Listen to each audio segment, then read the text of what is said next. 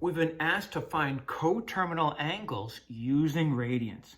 Find the coterminal angle for 13 pi over 6.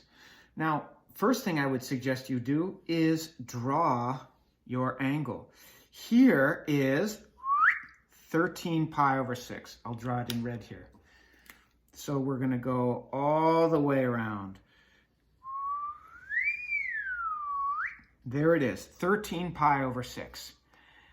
How do you find a coterminal angle? Now, by the way, the definition of the coterminal angle is that it had the same initial side, I'll write IS for initial side, and same terminal side, TS for terminal side. Well, if we subtract 2 pi, that's once around the circle, we'll get the coterminal angle. Of course, 2 over 1 pi is not compatible denominator-wise with 13 pi over 6. So I'll make them compatible by putting this over 6. 2 times 6 is 12. So 12 pi over 6, you have to understand fractions. 12 pi over 6, when we reduce it, is the same as 2 pi. If I subtract 13 pi over 6 and then take away 12 pi over 6, I'm left with 1 pi over 6. Remember, the denominator stays the same. We just deal with the numerator. So what does that mean? It means that this little angle here, which is simply pi over 6 in blues rather, is coterminal with the big angle 13 pi over 6. Now, to find coterminal angles, we take our original angle theta and we can add 2 pi n, where n is an element of the integers. It looks like I wrote NEZ. This stands for n is an element of the integers. And what are the integers?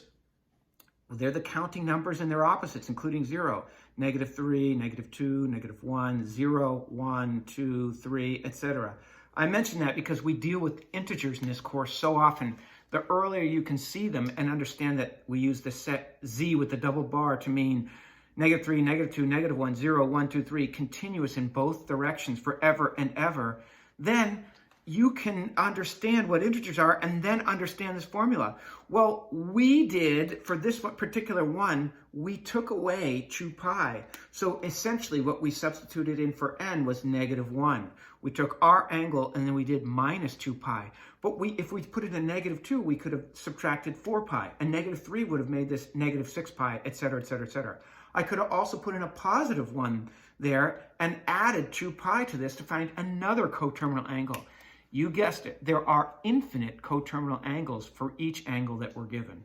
Here, for an angle theta equals 3 pi over 4, find a negative coterminal angle. Well, here is 0, here is pi over 2, or half of pi, and here is 1 pi. So 3/4 of a pi, think about this. There's 1 pi over 2, 2 pi over 2. If I cut my pi up 4 ways, a 1, a 2, a 3, a 4, then I'm going to take 3 of them. So here is my angle. Theta equals 3 pi over 4. How do we find coterminal angles? We're going to add 2 pi n.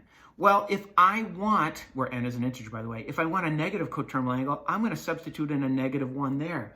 To find my negative coterminal angle, which, of course, will look like this. That's the angle I'm looking for. Same initial side, it's in standard position. It has this positive x-axis.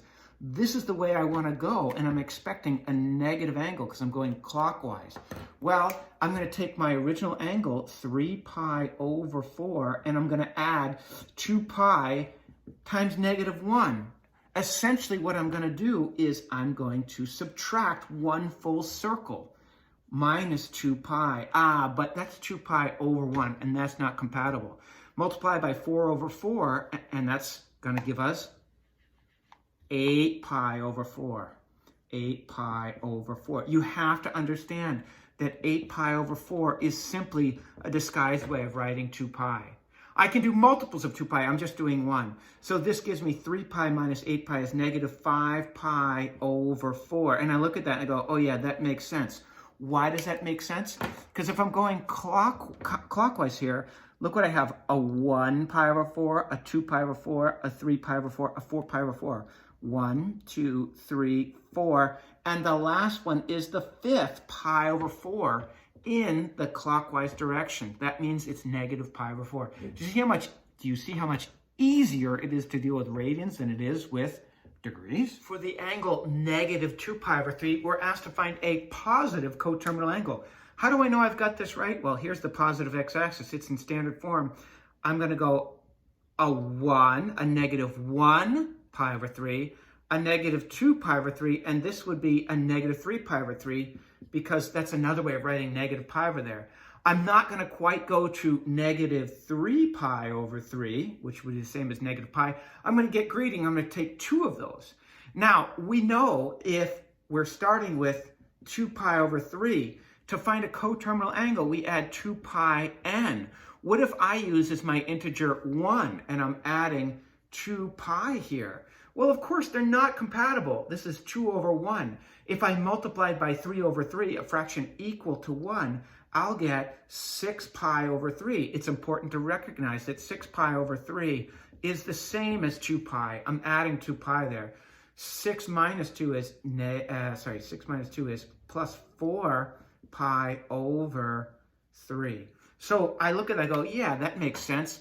If this is my angle, 1, 2, 3, I've gone to positive 3 pi over 3, which is another way of saying positive pi, and I go 1 more pi over 3.